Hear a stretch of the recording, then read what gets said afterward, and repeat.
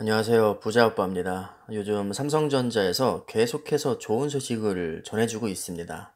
이번에는 모바일 AP 세계 1위인 퀄컴의 스냅드래곤 4를 삼성 파운드리가 수주했다는 소식입니다. 어제는 세계 1위 통신 장비 업체인 버라이즌으로부터 5G 장비를 수주했다는 소식이 있었는데 계약 규모가 5년간 8조 원이었습니다. 또 얼마 전에는 세계 1위 GPU 제조사인 엔비디아의 지포스 RTX 30 시리즈를 전량 수주를 했었고 계약 규모가 1조 2천억 정도였습니다. 고객들을 보면 각 분야에서 세계 1위인 기업들입니다. 삼성도 반도체 세계 1위를 여러 번 했던 기업이라 그런지 역시 끼리끼리 노는 것 같습니다. 확실히 노는 물이 다르긴 합니다. 제가 또 이렇게 말하면 국뽕이라고 하실지 모르겠지만 객관적으로 저는 팩트를 가지고 평가를 한 겁니다. 저는 국뽕도 아니고 사대주의자도 아닙니다. 좋은 기업이라면 국적을 가리지 않고 투자합니다. 저는 얼마 전부터 미국 주식을 집중적으로 매수를 하고 있는데 요즘 잘 나가던 미국 주식이 폭락을 하면서 기분이 살짝 별로였거든요.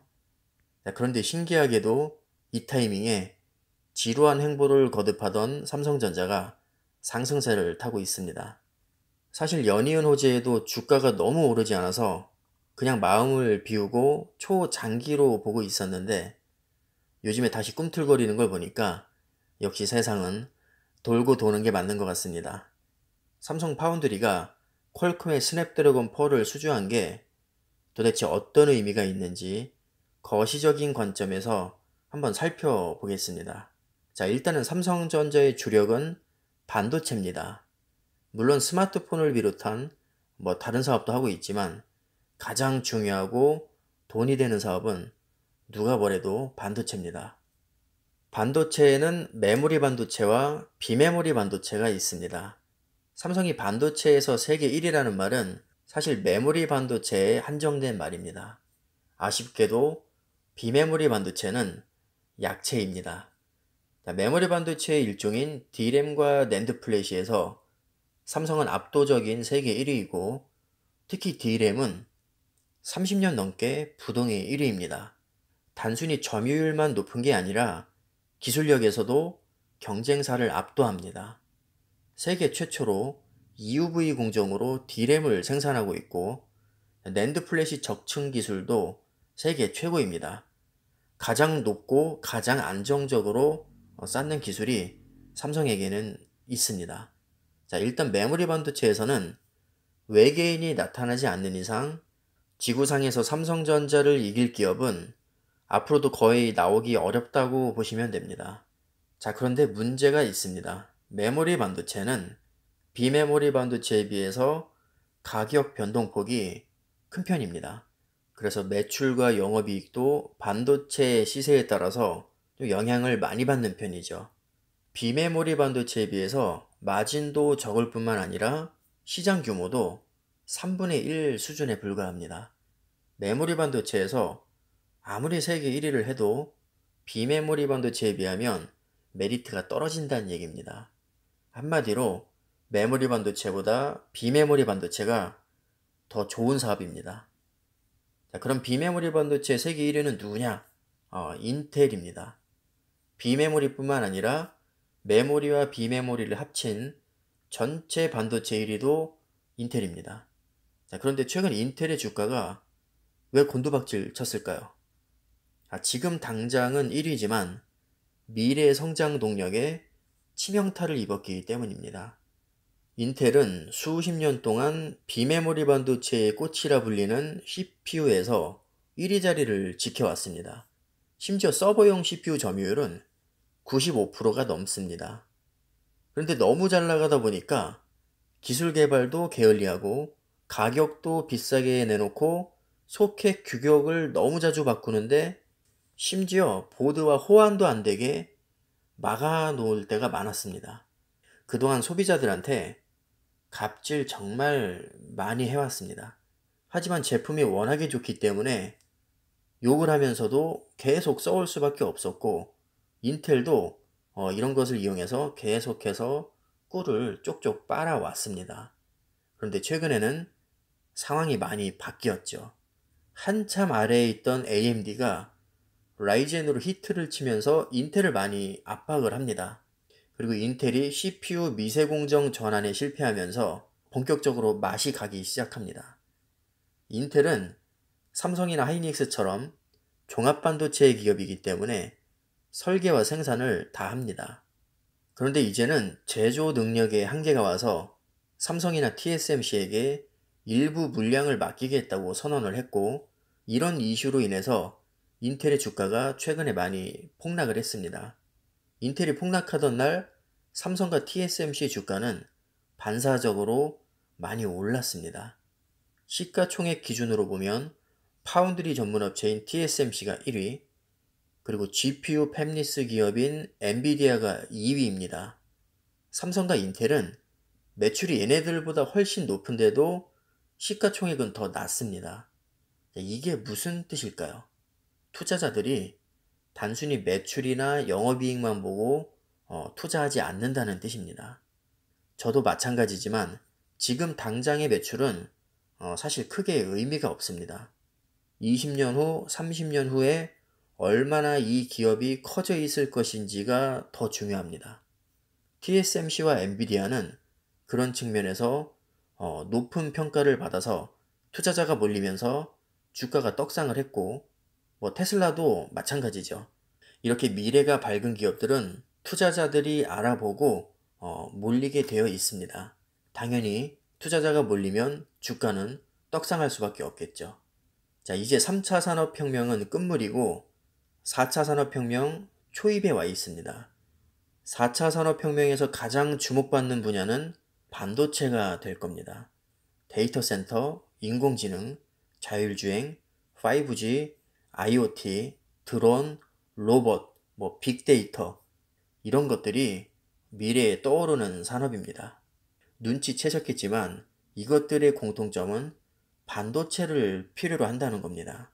자, 우리는 투자자니까 우리한테 중요한 건 이겁니다. 그래서 삼성이 4차 산업혁명 시대에 꿀을 얼마나 많이 빨 것이냐, 이게 중요한 거죠. 꿀을 조금 핥다가 말 것 같으면 삼성에 투자할 이유가 없습니다. 저희 개인적인 생각은 앞으로 4차 산업혁명이 본격화가 되면 삼성은 섭섭하지 않을 정도로 꿀을 많이 빨 것 같습니다. 자, 개인의 예측일 뿐이니까 제 말은 가볍게 참고만 하시기 바랍니다. 그럼 제가 왜 이렇게 생각하는지 간단히 말씀을 드리겠습니다. TSMC는 반도체 생산을 전문으로 하는 파운드리 기업이죠. 이미 TSMC는 4차 산업혁명의 수혜주로 떠오르고 있습니다. 주가도 이미 상당 부분 선반영이 돼서 인텔을 누르고 반도체 기업 중에서 시총 1위에 올랐습니다. 삼성도 파운드리에 가장 많은 투자를 하고 있고 현 시점에서 봐도 TSMC에 이어서 세계 2위입니다. 4차 산업혁명의 핵심은 반도체인데 TSMC와 삼성은 대체 불가능한 기술력을 보유하고 있습니다. 대체 가능한 기업이 많다면 그렇게 밝다고 할 수 없겠죠. 도태될 가능성도 충분히 있기 때문입니다. TSMC와 삼성을 제외하고 지금 그 어떤 기업도 7나노 이하로 반도체를 만들어내지 못합니다. 심지어 인텔도 지금 10나노에 머물러 있습니다. 다른 기업들과는 기술 격차가 상당히 많이 벌어진 상태이기 때문에 지금 나머지 기업들이 좀처럼 격차를 좁히지 못하고 있습니다. 그리고 결정적으로 반도체 설비에 투자를 하려면 천문학적인 돈이 들기 때문에 TSMC와 삼성만큼 대규모로 투자할 수 있는 기업이 거의 없습니다. 7나노 이하로 회로 패턴을 새기려면 EUV 장비가 필수인데 공급사도 세계에서 한 군데밖에 없고 가격도 너무 비싸기 때문에 다른 기업들은 도입을 못하고 있습니다. 결국 이렇게 흘러가면 반도체를 생산하는 기업 중에는 TSMC와 삼성전자가 돈 되는 반도체는 아마 다 쓸어 담을 것이고 수익성이 떨어지는 그렇게까지 미세공정을 필요로 하지 않는 반도체는 나머지 파운드리 기업들이 나눠 먹을 겁니다. 결국 주도권은 TSMC와 삼성이 쥐고 있기 때문에 당연히 4차 산업혁명에 수혜를 많이 받게 될 겁니다. TSMC와는 다르게 삼성의 주가는 지지부진한 상태입니다. 너무나도 저평가받고 있습니다. 따라서 주가가 한번 터져주면 그동안 응축된 에너지가 한 번에 터질 가능성도 저는 있다고 봅니다. 최근에 삼성 호재를 보면 파운드리와 관련된 것들이 많습니다. IBM의 서버용 CPU인 파워10, 엔비디아의 지포스 RTX 30 시리즈, 퀄컴의 스냅드래곤 4, 구글 AP 칩, 시스코 네트워크 액세스 칩, 전부 다 파운드리 물량입니다. 오늘의 주인공인 퀄컴의 스냅드래곤 4도 비록 보급형 칩이지만 35억 명 이상의 스마트폰 사용자를 타깃으로 하고 있습니다. 저가형인 만큼 마진율은 높지 않겠지만 워낙 수량이 많기 때문에 삼성 파운드리의 가동률과 점유율을 많이 올려줄 것으로 기대하고 있습니다. 만약에 삼성에서 스냅드래곤 4를 성공적으로 잘 만들어내면 다음 수주에도 당연히 긍정적인 영향을 주기 때문에 저가형이라고 실망할 필요는 전혀 없습니다. 삼성 입장에서는 무조건 땡큐입니다. 솔직히 말씀드리면 TSMC처럼 찬밥 더운 밥 가릴 처지는 아닙니다. 그렇기 때문에 일감이 들어오면 일단 잡고 보는 게 저는 좋다고 생각합니다. TSMC와의 격차를 줄이기 위해서는 일단은 점유율을 올리는 게 급선무고 많은 제조 경험을 통해서 노하우도 쌓아야 됩니다. 후공정도 TSMC에 비해서 지금 기술력이 떨어지기 때문에 삼성 파운드리는 아직도 갈 길이 멉니다. 삼성은 앞으로 10년 동안 98조를 파운드리에 투자합니다. 말도 안 되는 금액인데 정말 이렇게 투자합니다. TSMC는 오로지 파운드리 하나만으로 시총 1위 반도체 기업이 됐습니다. 삼성은 파운드리뿐만 아니라 반도체 설계, 스마트폰, 가전, 디스플레이, 자동차 전장 사업까지 하고 있습니다. 만약에 파운드리 분야에서 TSMC와 비슷한 수준으로까지만 올라간다면 주가 상승은 충분히 기대해 볼 만하다고 생각합니다. 자, 오늘도 제가 이렇게 기분 좋은 소식을 공유를 했습니다. 앞으로도 호재가 계속해서 나와서 좋은 소식 여러분들과 공유를 했으면 좋겠습니다. 자, 모든 투자자분들 성공 투자를 기원합니다. 자, 오늘 영상은 여기까지 하겠습니다. 감사합니다.